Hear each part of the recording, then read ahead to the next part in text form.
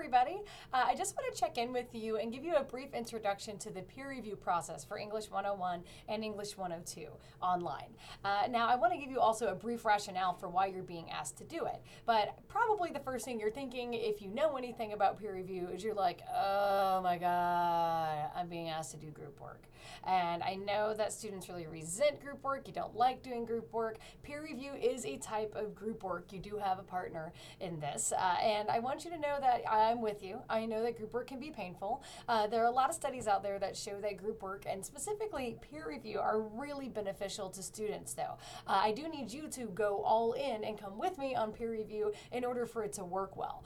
There are a ton of benefits that are actually backed up by real science to doing peer review.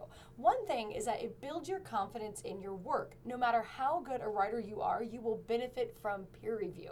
I know from personal experience that when I was trying to write my dissertation, I was lost until I got a peer group. I got a writing group together. They would review the things that I was writing. They would give me some feedback, help me know that either I'm on the wrong track and this point needs to be clarified, this point's not making any sense, this source isn't working for me, this sentence is really awful, or they'd let me know, hey, you're on the right track. And so even though I was a pretty strong writer, I definitely improved and built confidence just by participating in the peer review process. And lots of scientific studies are actually backing me up on that. That's not just my personal experience. Another thing that peer review helps you do is to build confidence in your ability to give and receive constructive feedback. One thing that's going to help you in your professional lives outside of this class is being able to give people constructive feedback, saying, hey, you need to work on this, but saying it in a way that is helpful and not hurtful and doesn't shut down that person's progress. But peer review is also you having to accept constructive criticism and constructive feedback from somebody other than your instructor. It builds resilience. It helps you become more open to criticism, and that's going to help you become a better writer no matter what, giving and receiving criticism.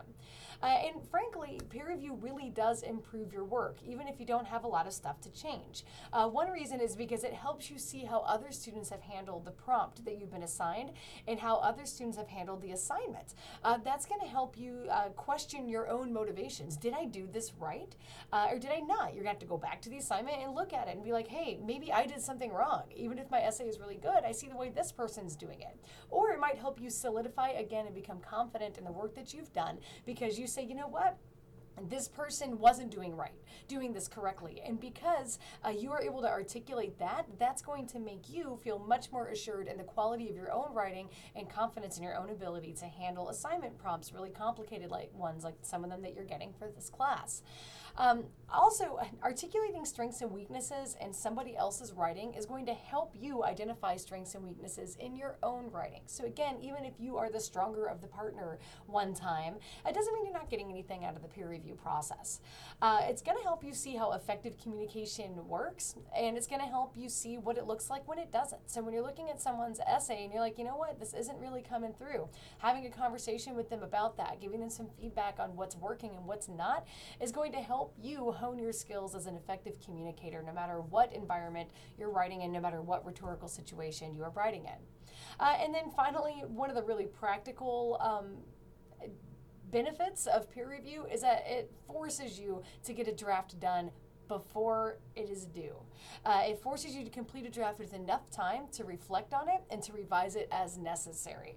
It's going to prevent you from being able to write a paper and be getting that conclusion done at 11:41 when it has to be turned in at 11:59 or whenever the deadline is. And so you won't be able to do that when you are actually conducting peer review.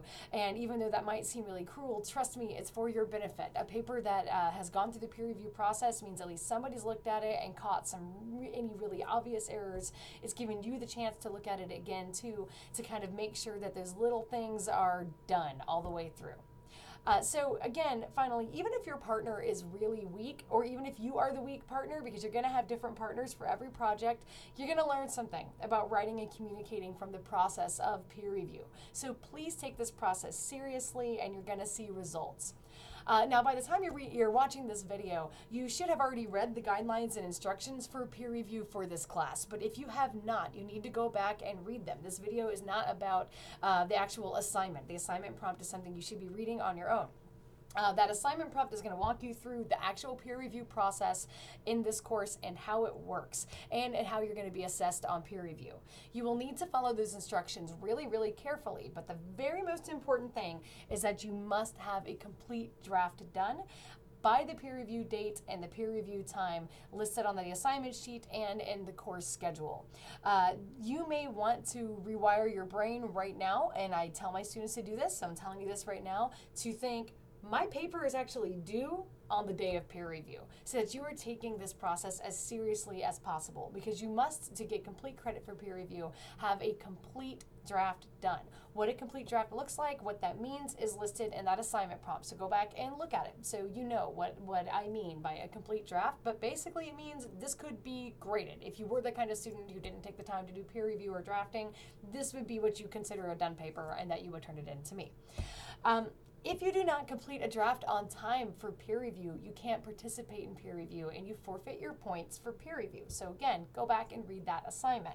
If you do not complete a draft in time for peer review, you are also letting yourself down. You're not getting the opportunity to work on your writing. You're letting your peer down. Your peer is going to be emailing me and saying, what do I do? This person didn't turn a draft in. And frankly, what that's going to do is create a whole lot more work for me.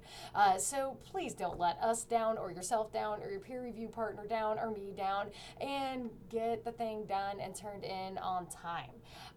Last point, please let me know if you have any questions. Doing online peer review may be something you've never done before. The process might be a little bit awkward, especially the first time you do it. But if you have any questions about it, please send me an email. If you need any clarification of what you're supposed to do, please read the assignment prompt, and good luck with your drafting.